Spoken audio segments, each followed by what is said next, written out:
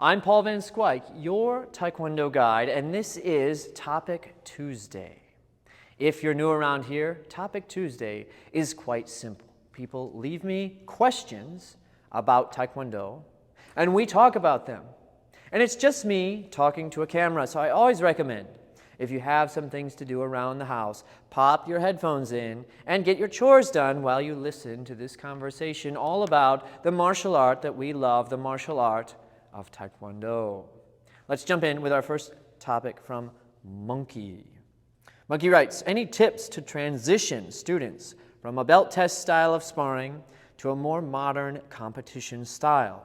By belt test, I'm talking more old school and less dynamic, pretty one-dimensional kids sparring type stuff. I'm not exactly what that looks like for you and your school, Monkey. But here's some general advice. Number one, if you want children to be successful in competitive sparring, they really need a standalone competitive sparring program. It's more than just techniques. It's about drilling in a certain way. It's about developing an intuition that's specific to sport Taekwondo. It's about regularly getting out on the competition floor, because your brain does funny things on the competition floor. So if you're not regularly exposed to that, you'll never develop the mind that you need to prevail under those particular pressures and circumstances.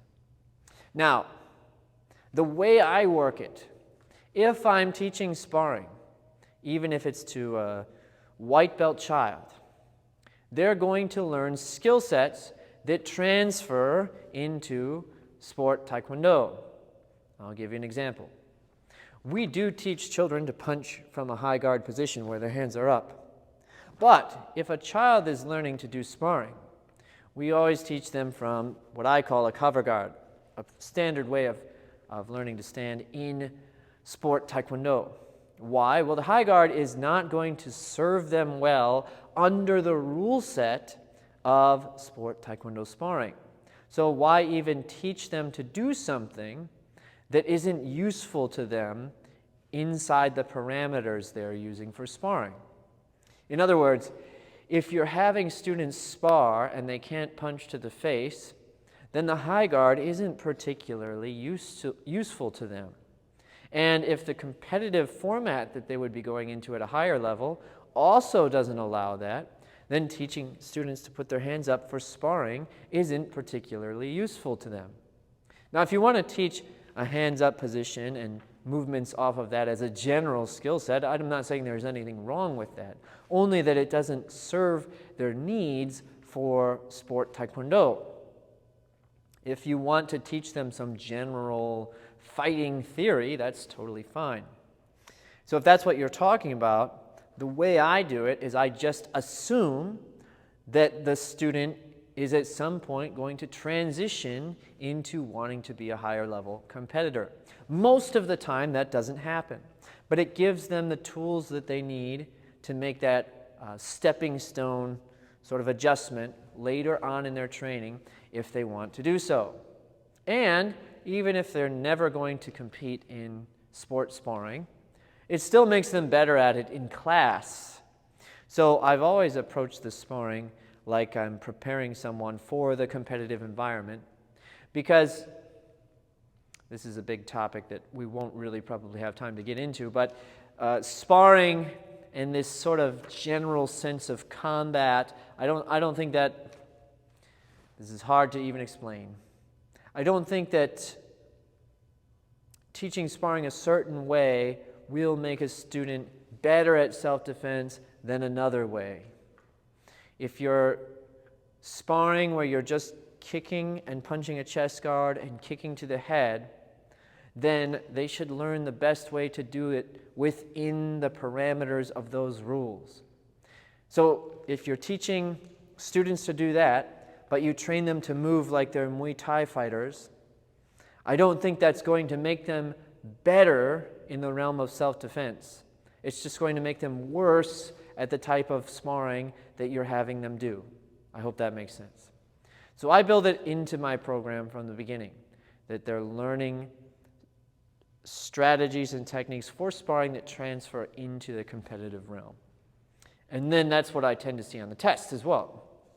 So the other thing, though, would be that if you want them to be good at competitive style sparring, they really need a standalone program for that if they want to take it to any kind of a higher level.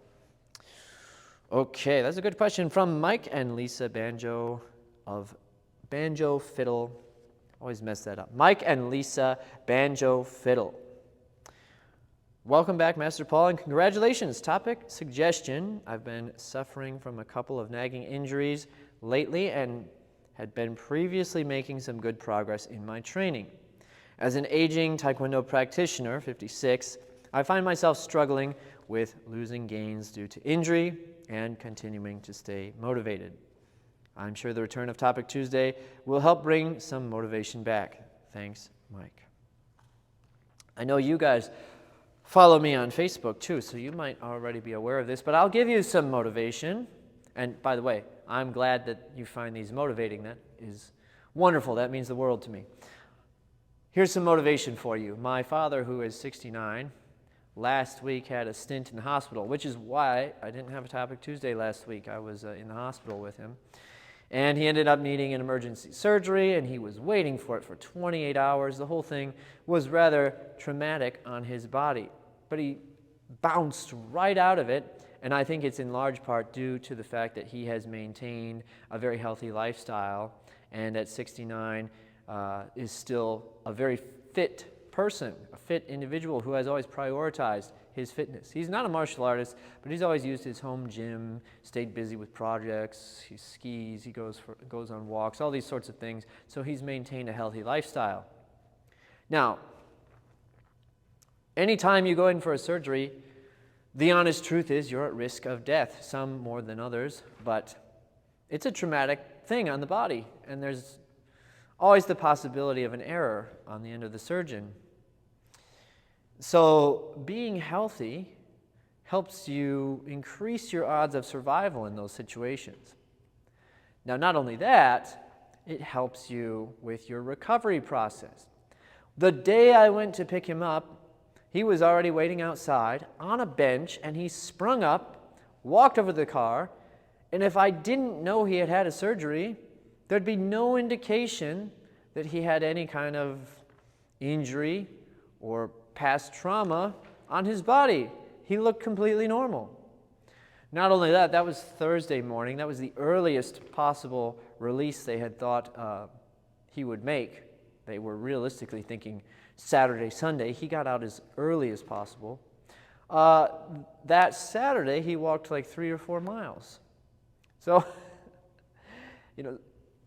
really fast recovery, really successful rebound from what happened. I think in big part, again, due to his healthy lifestyle. On top of that, I've had 5 surgeries before I was 32 even. And but I bring that up because multiple surgeons have told me that I'm easy to operate on because I'm healthy. There's a lot less to get around. It's easy to see what's going on. It's easy to make the cuts that you need to make. So it helps them do their job better.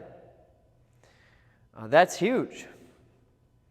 Now, the reason I'm harping on this is because these sorts of medical procedures, medical emergencies, these are things that will happen to you. It's not an if, it's a when. You will undergo something like this at some point.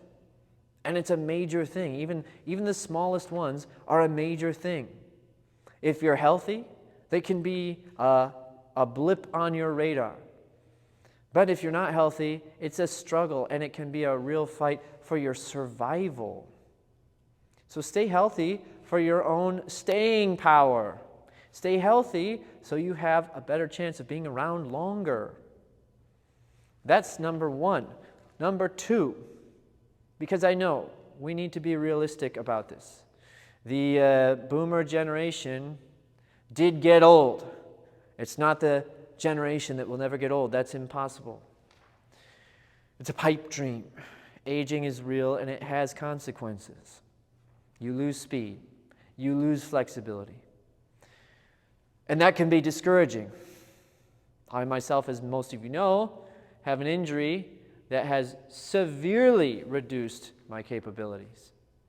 It's not fun. I understand that. It's not fun to experience those declines. But make it about maintenance. So at age 60, if you're a 6th-degree black belt, your goal might no longer be to develop a full split. Maybe you could do it earlier in your life. Perhaps your goal is to just maintain as much flexibility as you can. And even if you're progressively losing it as you age, your maintenance is slowly failing, remember that it would go much faster if you weren't training.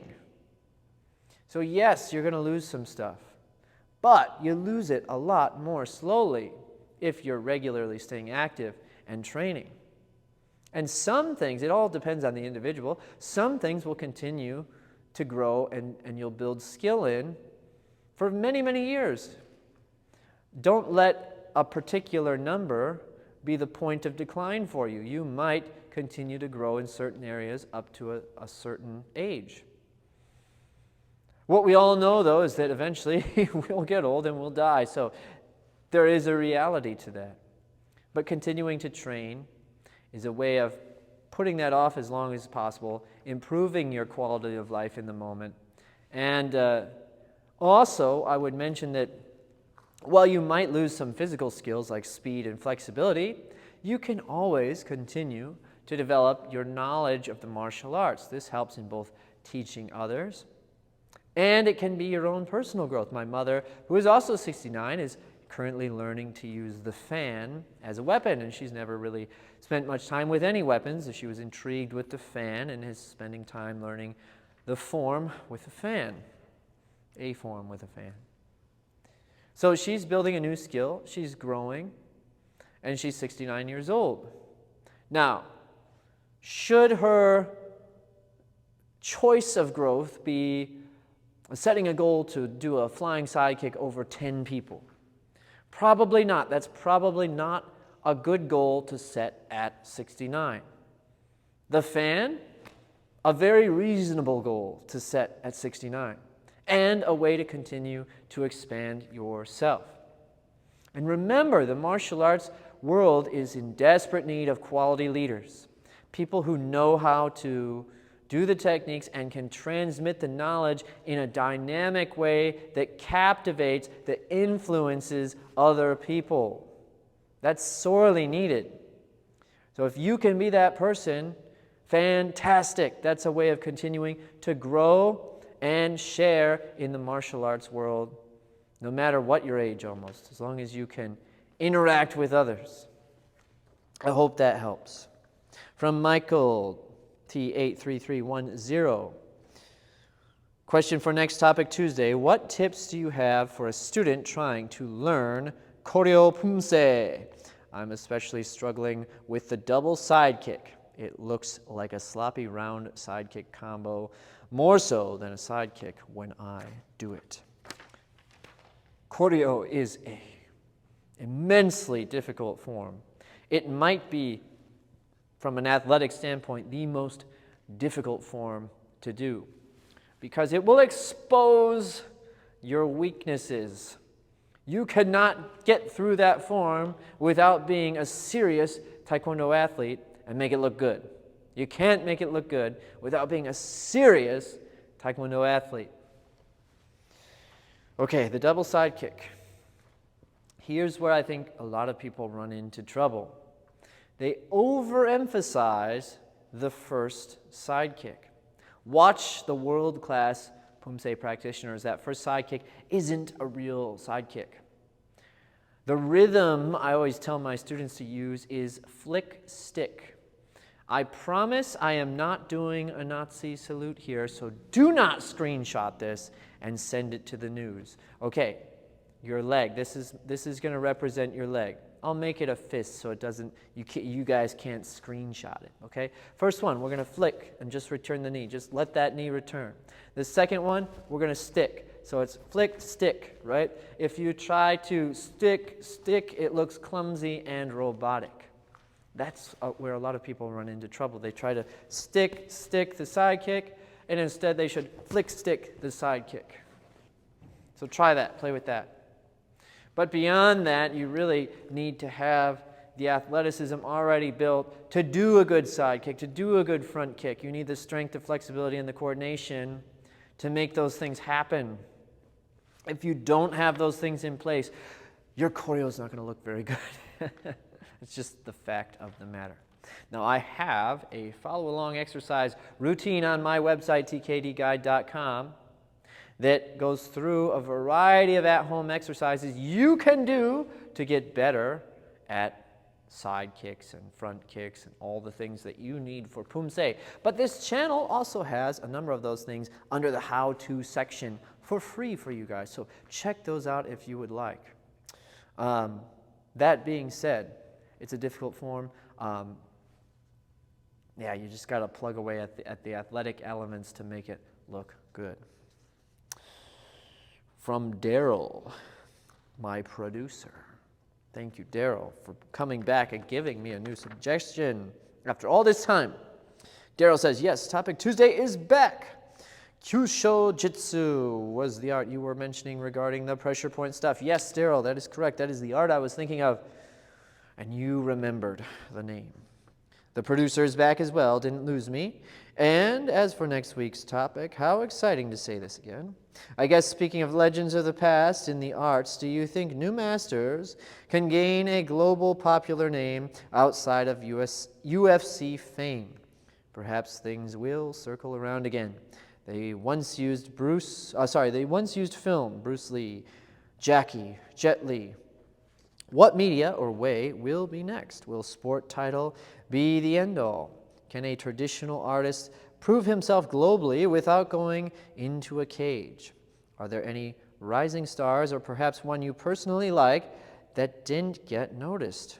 I would like to say maybe head of a specific martial art federation or organization would have the best chance in current times. I hope your student recovered all right, by the way. All right. That's an interesting question, Daryl. It's a very interesting question. Movies in general don't seem to have the hold over the public that they once did. Maybe it's just me, but I barely go to movies anymore. I just went and saw F1, by the way. Fantastic movie. If you want to see a good movie that's not just a regurgitated storyline, not connected to some prior franchise, go see F1. Encourage the film industry to make something original. Go spend your money there. Don't go see Superman. We don't need another superhero movie. Go see something different. Don't give them money to make the same thing over and over again. No, but see, that's the problem. There's not really a martial arts movie anymore. I mean, they exist to some extent, but not like they used to. You get your martial arts in your superhero movies. It's a different realm now.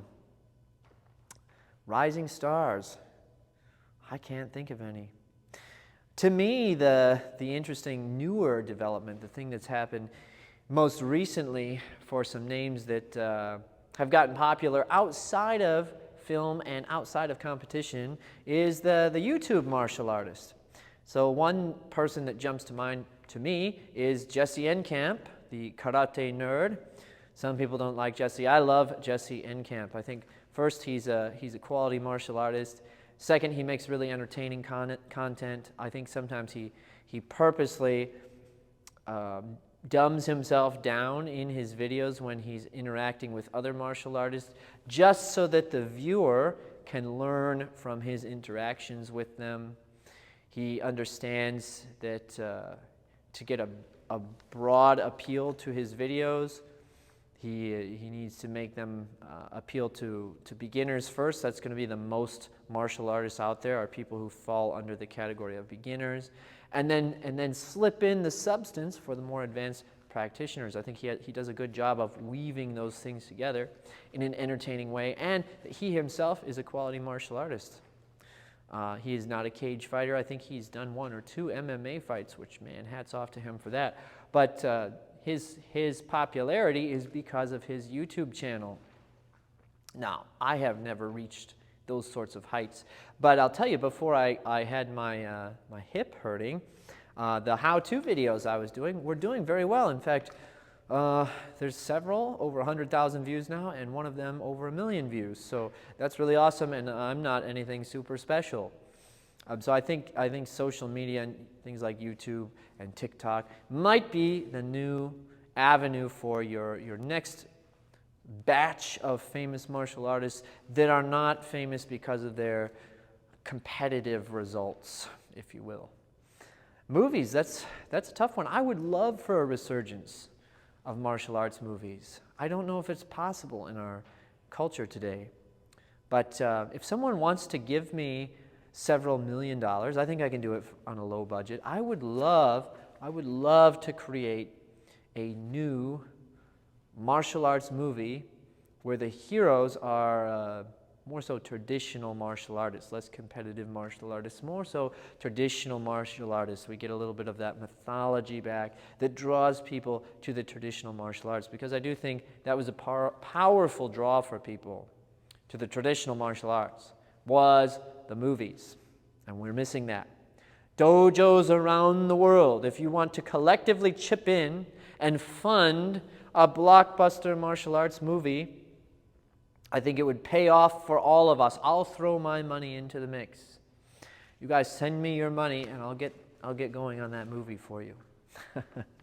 That's a good question, Daryl. I'll be curious how things move forward in that realm. From Sean P. Liva, what qualifications should Taekwondo instructors have beyond being a 4th Dan black belt? Sean P. Liva, let me start by saying that there's no official guideline that you have to be a 4th Dan black belt. I think under the Kukyuan, in order to be a dojang owner, if I'm not mistaken, you do need to be a 4th degree black belt, but you certainly don't need one to be an instructor. And I owned a dojang as a 2nd Dan black belt, though I was under higher ranking people. So I don't particularly think that rank is the first parameter you need to use to establish whether or not someone should be an instructor, and that's going to vary vastly from organization to organization. Are you in an organization where they require someone to be a specific rank to be an instructor? Just curious, but that is not a universal. Excuse me. Okay, so what things do we look for a good instructor? It's a big mix. Of course, every instructor will have different strengths and weaknesses, but there are some things that have to be shared. Number one, to me, is that you have to be influential to others. You have to be able to command a space and motivate people within that space. I've witnessed instructors who don't have very good things to teach.